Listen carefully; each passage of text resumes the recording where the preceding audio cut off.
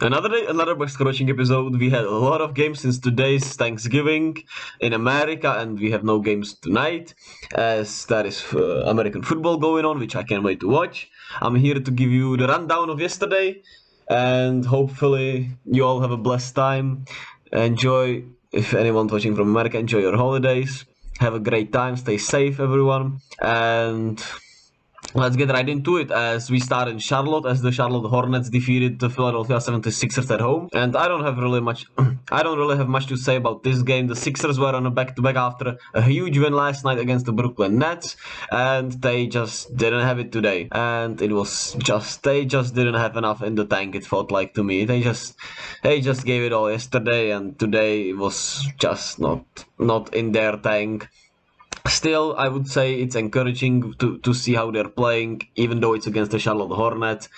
They are without their three best players, and it's encouraging to see they're fighting. And I'll feel like they'll be all right, as Embiid should return rather sooner than later, and Harden also is coming up to his clock on his return. The Sixers are fine, just a rough loss against the Hornets, who still have some good players. PJ Washington keeps being really solid. He had 19, 6, and 3 today. Kelly Oubre was sensational in the fourth quarter, where he made sure to finish the game. Terry Rozier finally had an efficient game, as he's been shooting way too many shots. And he had 22-6 on 9 of 18, which was his most efficient game all season. And Nick Richards continues to be great off the bench. He had 13 and 13 in 21 minutes. He's been sensational. As when he has played, he has been one of my favorite stories of this year, because I love when people get, second chances, or, in his case, you could say it's more than a second chance, but I'm just happy to see that. It makes me really smile, makes me really happy. So it's sad that he has been pretty unfortunate with the injury bug. Hopefully it's nothing too long. Maybe they rushed him back too fast. I don't know. I'm not sure.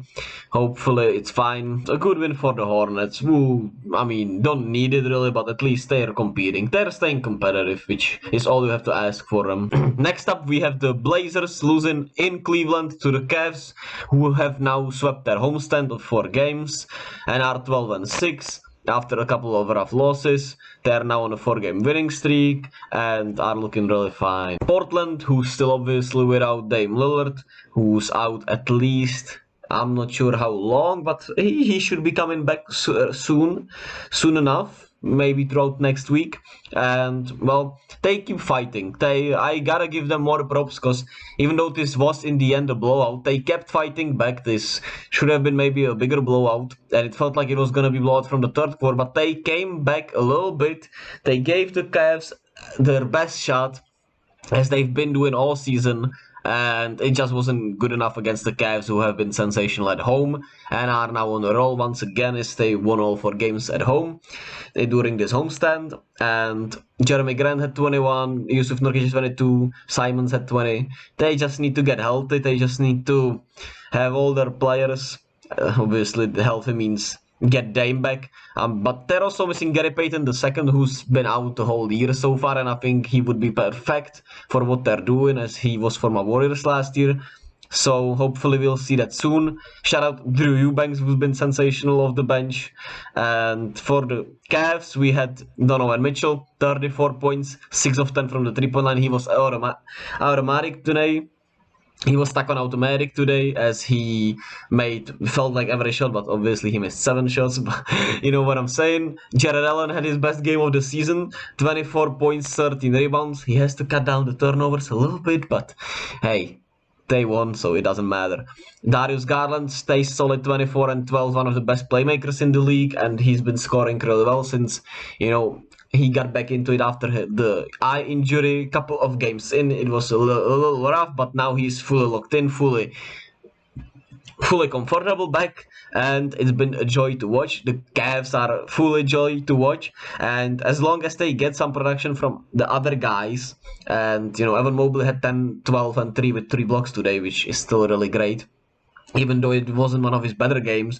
As long as these Cavs get some good production from Lamar Stevens, Robin Lopez, Isaac Okoro, Dean Wade, Kevin Love was out today. As long as they get something from these guys, then Ricky Rubio is gonna be back. They're really dangerous, and I really like him. Dean Wade was back today, which is really huge. He's been really good to start the season. He missed a couple of games, and he's back, so that should be good for the bench. And I'm really happy to see how the Cavs have been playing because they're really fun. Next up we have the T-Wolves winning in Indiana as they beat the Pacers and are now 10-8, quietly 1.5 game behind the first seed in the West. And this low-key might have been my favorite game last night because it was a really good game. The T-Wolves came out in the first quarter, were sensational, kept their lead, got a huge lead ahead throughout the first quarter. The Pacers couldn't score, but the Pacers came storming back as Bennett Mathurin entered the frame. It was a tight game, but then the Wolves got a hold of them throughout the end of the third quarter, start of the fourth quarter, and they never let them back in it. But it was a really good game, really entertaining game. The whole starting lineup of the T-Wolves was sensational. D'Angelo Russell has been better. Playmaking more, he had 15 points, 12 assists, he shot 10 times, he made 7 of those, which you need from him. Anthony Edwards made some timely shots. It wasn't like a crazy great game from him, but he was efficient. He was, didn't feel like he, didn't want to be there. Rudy Gobert, 21 and 16, he was really good. Karl Anthony Towns keeps being really efficient and playing his role really nicely, and I feel like this was the best matchup for him, as he was matched up against Jalen Smith, who I feel like is perfect matchup for Towns to defend better and to look even better than he has been so far this season, defensively especially, because offensively we know what he can do, and he was really good today. He had 23 points, 11 rebounds, 8 assists. And a huge shout out to Jaden McDaniels, who was special and has been one hell of a player for him. 18 points, 3 rebounds, 3 steals, 4 blocks, and most importantly, he played brilliant defense against Tyrese Haliburton. And I don't need to talk about the T-Wolves bench. Let's jump right into Tyrese Haliburton, who still, his playmaking is still elite. He had 14 assists today, but he got clamped. He was 4 of 15, and it felt like the size of Jaden McDaniels bothered him a lot. And overall, it felt like the size of the Timberwolves bothered the Pacers a lot as a whole. Buddy Hield was 5 of 16. Jalen Smith 1 of 6. Aaron Nesmith 1 of 9. And, then you had Miles Turner, who had one hell of a game shooting-wise. But it was, his shot. 7 of 9 from the 3-point line, 31 points. 7 rebounds. 4 steals also. Bennett Mathurin continues to be the rookie of the year, might be even a 6th man of the year. 21 points, 3 rebounds, and he brought a whole different energy into this game and helped the Pacers be and stay competitive in this game. And I still liked what I saw from the Pacers. The T-Wolves probably played their best game of the season. The Pacers were still hanging in there. They're now, I think they discuss that they got the Nets next at home, and then they are on a 7-game road trip, which will probably tell us a lot more about these Pacers, so we'll have to wait and see about it, but I still really like them. Next up we had the Hawks ending the Kings' beam win streak as they lost in Atlanta, who has been really solid also, and they moved to 11-7 on the season. And the Kings were on a back-to-back, and it really showed. I feel like they didn't have the pep in their step today. De'Aaron Fox maybe had his worst game of the season. I'm not sure if he had he had some clunkers, but it wasn't like this to me. And he was still pretty good, but just not the all-star version we've seen of him. Keegan Murray has been really struggling as of late. Hope he figures it out. Domantas Sabonis 15, 14, and 7. Man, I've gotta give him more props on his offensive game because it's really good. Kevin Huerter returned to Atlanta, so that was fun to see. He had 13. Malik Monk off the bench, 27 points, 12 of 18. He brought it off the bench, but it wasn't enough as their defense just didn't have enough to stop the Hawks, who had, Trae Young had one of his best games of the season. He shot 11 of 19, 4 of 7 from the three-point line, made the, ice straight closing threes, and they were pretty deep. 35.7 assists. He was sensational today. Best game of the season for Trae Young, and they get a huge win, ending the Kings winning streak. Would have thought a win against the Kings would be huge, but it is. Dejounte Murray struggled again today, but I mean, he still contributes really well defensively. He causes chaos, and his shot, he will find his shot. I believe in that. John Collins stays sucking for my fantasy, but let's not talk about him. Let's give more props to the bench, as AJ Griffin, the rookie, keeps being really good when he's being played, and he's getting more and more minutes. Because of it, he had 12 points, 3 rebounds, 2 assists, 4 of 8 from the field, and he's really smooth offensively, trying defensively more than we expected, and it's great to see. Jalen Johnson, 4 of 7, 8 points. When he gets his minutes, he's been pretty solid. Aaron Holiday today had 3 threes.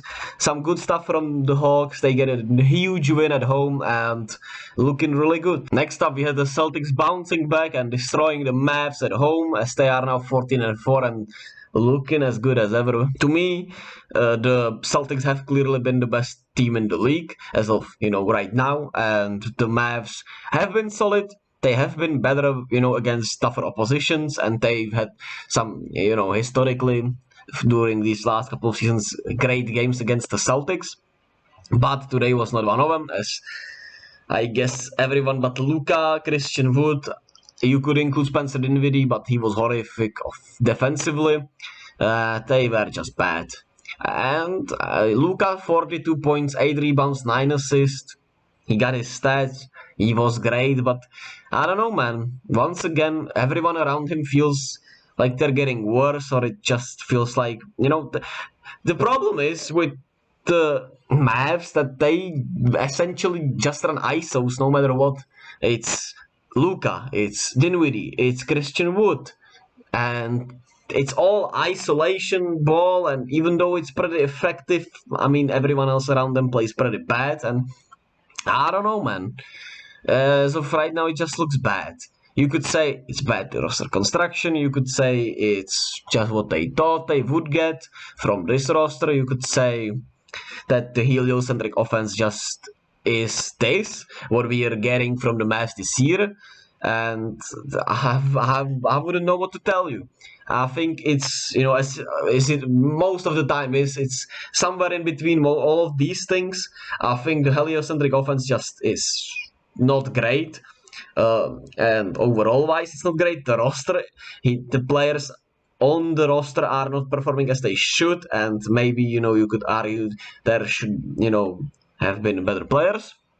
Not should have been, but you would say they need some all-star or somebody really good. And even though Christian Wood has been amazing, but it's just not a player of a stature. And you could also say it's just what they should be probably when you look at the roster, right? So we'll see if Reggie Bullock, Dorian Finney-Smith, Tim Hardaway. Don't want to say Josh Green because I feel like he's been really good. Just these other guys find some of their footing, some of their shots. I'm not sure what they've been shooting on the season, but let me look at So when we look at Dorian Finney-Smith's stats, he has been around 40%, somewhere in there, and he's been at 34, which is a huge drop off. And you should expect that to go up. So that would be great for the Mavs if it would go up, but we don't know. Then you have Reggie Bullock, who has been god awful. I think he has been the worst jump shooter this year. You had him. He was around, I don't know, somewhere in the mid 30s. Last couple of seasons, when you look at it, were kind of an outliers, but he's been mad inconsistent throughout his career when you look at this. But he obviously should be shooting way better than 30% from the three-point line and 31% from the field. Today he missed some easy layups, and that's, you need that to go up, but he's been looking so bad, will it? And he's 31 years old. Maybe some people just hit the wall this early. I mean, it's not that early. We've just been accustomed to the great players and the better role players being great even to 35. But everyone hits their wall eventually. And with Tim Hardaway, I'm gonna give him, still a pass as he's played in 16 games, but he's coming back from a injury that has kept him out for a long time. But shooting 31% from the field, 30% from the 3-point line is unacceptable. Also, it's just some crazy, it's just crazy outliers. These are three players that play huge minutes who are such negatives offensively, and it's crazy. It's crazy. And then Spencer Dinwiddie, who I keep praising. I think he's been, he's doing what they're asking of him, but he's shooting 47 and 41% from the three, but his plus minus has been worse. You could say it's the lineup choices. You could say it's his defense. It's the overall defense. I don't know, but something's wrong in Dallas. And we'll see what they figure out, but I'm not sure there are any actual solutions to this, unless unless the players are just playing like they're paid to and they should, but sometimes it just doesn't work like that. As for the Celtics, they keep looking scary. Jason Tatum, Jaylen Brown, sensational. Tatum with 37 points, 13 rebounds, 5 assists, 2 blocks. Jaylen Brown with 31 points, 4 rebounds, 4 assists. Malcolm Brogdon off the bench bringing on some energy. Marcus Smart was great today. Al Horford, after going 0 for 9 in the loss against the Bulls, he went 5 of 5, 14 points, 5 rebounds, 4 assists. Man, Celtics are great. Great win for them, man. Then we have the Heat getting a good win as they stopped their 4-game losing streak at home against the Wizards. The Wizards didn't have Bradley Beal today, and they were fighting. They stayed in the game. It felt like they were going to get blown out, but they came back in the third quarter. They kept it competitive. They got a shot, but they couldn't capitalize. Kyle Kuzma was 13 of 27. He shot 13 3-pointers, made 2 of them, but he was pretty solid. And, well, the starters were good. They didn't have much of a bench today, and it did them in as the Heat got back Tyler Hero. He was sensational for fourth quarter. He closed them out, even though he wasn't seen before that much. Caleb Martin, 24 points, 10 of 17. He was really good. Haywood Highsmith played really well, even though he didn't shoot the ball well. Kyle Lowry was sensational today. He had 28 points, 6 rebounds, 3 assists, and he's been looking better and better this season, and that's the most positive sign for the Heat. Otherwise than getting healthy, they needed to see more from Kyle Lowry, and I feel like they got on that, and they get a huge win. Hopefully they get Jimmy back soon. Tyler Hero will get to play, and they can show us what they really are this season. Next up, we had the Nets winning in Toronto against the depleted Raptors team. For this game, there's not much to talk about. The Nets starters were sensational. Kyrie was sensational in the second half, but it felt like, it felt necessary after yesterday. I'm gonna give huge props once again to Ben Simmons, who feels like he has been figuring it out. We obviously have to see him in a playoff setting to really know if he's figured it out, if he's gotten behind it. That's gonna be the last step for him. But I'm happy for him, and it's great to see him ball out. But they beat a team that's devastated with injuries, missing probably their top. I'm not sure top 2 players, but one of their 2 best players, not 3 best players in their top 4, in Fred VanVleet, Cody Barnes, and Pascal Siakam. And they stayed in the game as long as they could, but they just didn't have enough for the Nets. They shot 35% from the field, 24% from the 3-point line, shot 101 times, which is crazy. They out-rebounded them very well, but they didn't have enough firepower to win this game. The Nets get a good win, but, nothing special. Next up, we have the Bulls being confusing as ever, as they beat the Bucks in Milwaukee in a huge upset to me. Maybe it shouldn't be. They beat them in Milwaukee game 1, round 1, right? Great response from the Bulls, who have, A lot of people were saying, me included, that they should blow it up. They are just not built for anything, but they're giving at least good performances. They took it maybe personally. Zach LaVine has been still bad, but he's dealing with the injury, and I'm not sure when to stop, taking this as an excuse, as a valid excuse, but I'm gonna give him the benefit of the doubt. And he has to be better, but I'm gonna give him the benefit of the doubt. DeMar DeRozan was sensational. Patrick Williams has been a little better, but today Kobe White closed it out. He made the clutch threes. He was sensational. DeMar closed it out also, but shout out Kobe White. He had maybe his best game this season, and overall they played great. And it was great to see, just a little unexpected, as the Bucks have been a little, slumpier, or how you want to say it. The bench has not been great today, and the starters couldn't do enough to help the bench.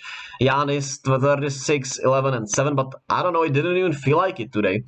I'm not sure if that's just me, but it didn't feel like 36, 11, and 7 as it usually does with Giannis, but he was still good, just not, as good as when you watch him, the stats have been as good as advertised, but when you watch him, it was not as good as, you're used to. Jrue Holiday was really good, 14 points, 11 assists. He got to the free throw line a bunch.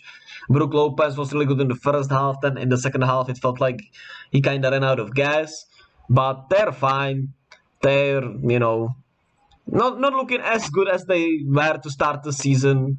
But we still know the Bucks are good. Next, we have the Nuggets getting a win in Oklahoma City in overtime. That was actually a really crazy game.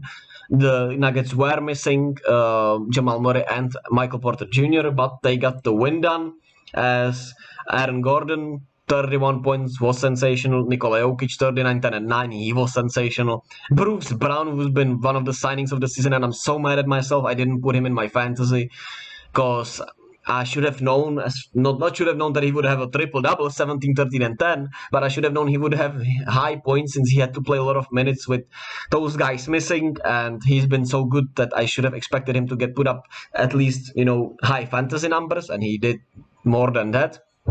And he's been one of a steal for the Nuggets on the deal he signed. KCP was good. Vlatko Cancar shot 18 times, which is most on the team. He played 34 minutes, but I gotta give him props because his defense was really good.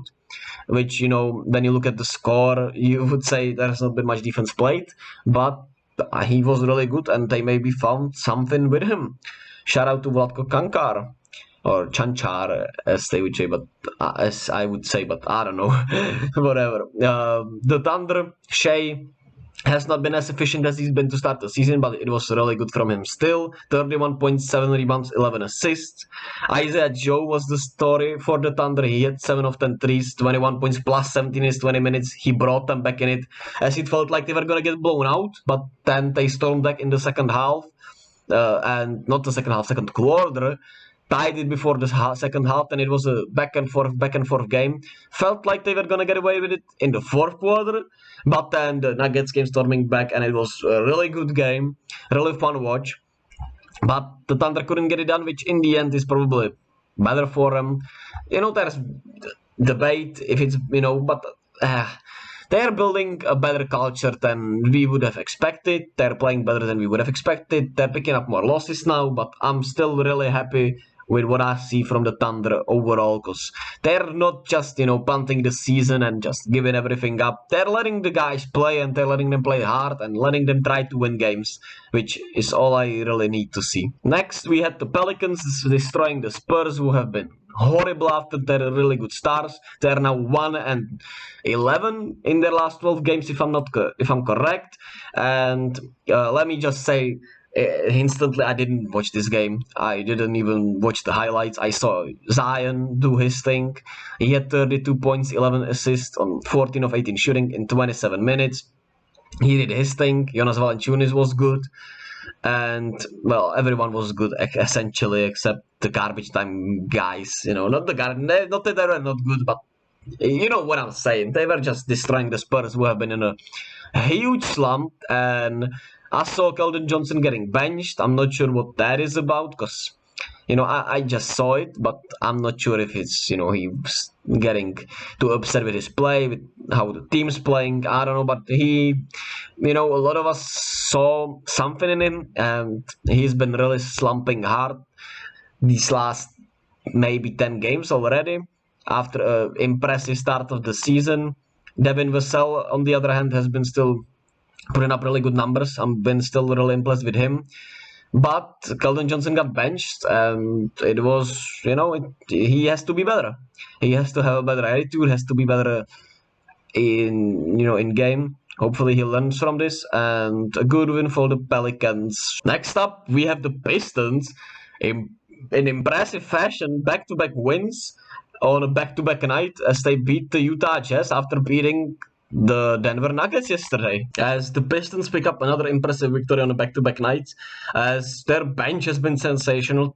Today, Marvin Bagley was great. Even on defense, he was looking better. Jaden Ivey has been solid. Killian Hastily with an injury, which is not ideal. I like Burks off the bench. He's been, as I've said yesterday, he's been great. Kevin Knox had back-to-back great games, and I don't know where is that coming from, but he's been great, and he had 6 of 8 3-pointers. Great win for the Pistons, as the Jazz have been skimming down, getting back down to earth. Their defense, has been worse. Lauri Markkanen had his maybe worst game of the season. No, not sure if worst game, but one of the worst games of the season. And Malik Beasley continues to be, shooting the ball lights out of him. Colin Sexton 17-10-12, but just not enough defense. And we'll see how it looks against my Warriors, as they are, looking a little bit on the upside. The Jazz are looking on the outside. It's gonna be probably an interesting game. And the Jazz have been skimming down. And last but not least, my Warriors get a good win against the Clippers, who were without PG and Kawhi, so it doesn't hold as much weight, but it's still a good win and a good thing to get on track. The Clippers have been really solid, and it's only their 2 best players injured, and they've been solid without them last year, but they didn't have enough today. Their defense was bad today, and the Warriors were clicking. Shout out John Wall. I'm still love to see him playing, even though today it was not one of his better games. And otherwise, everyone was solid offensively, okay offensively, but the defense was bad, as the Warriors got whatever they wanted.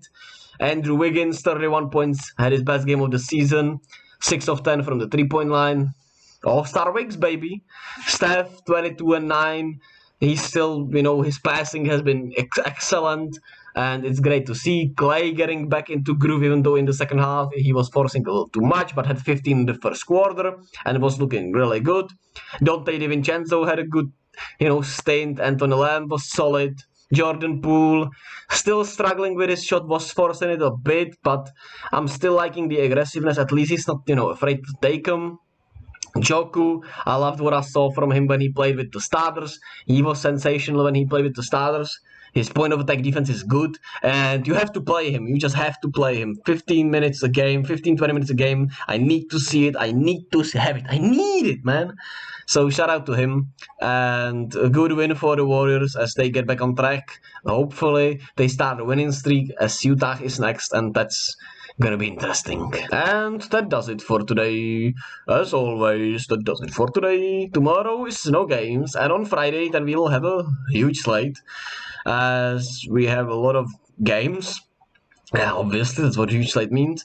Kings, Celtics should be a good one. Pacers, Nets could be a good one. And Pelicans, Grizzlies could be a good one. Cavs, Bucks will be a good one. And Warriors, Jazz could be a good one. Clippers, Nuggets, maybe if Kawhi or PG play. A lot of games. I'll be here to cover them. Like and subscribe. Enjoy Thanksgiving. Those who are watching from America. Everyone else, stay safe. Be happy. Everyone, stay safe. Safe. Check up on your homies. Don't be afraid. No, that's stupid. Just take care of yourself, everyone. I'll see you all with another Voice Coaching episode in 2 days.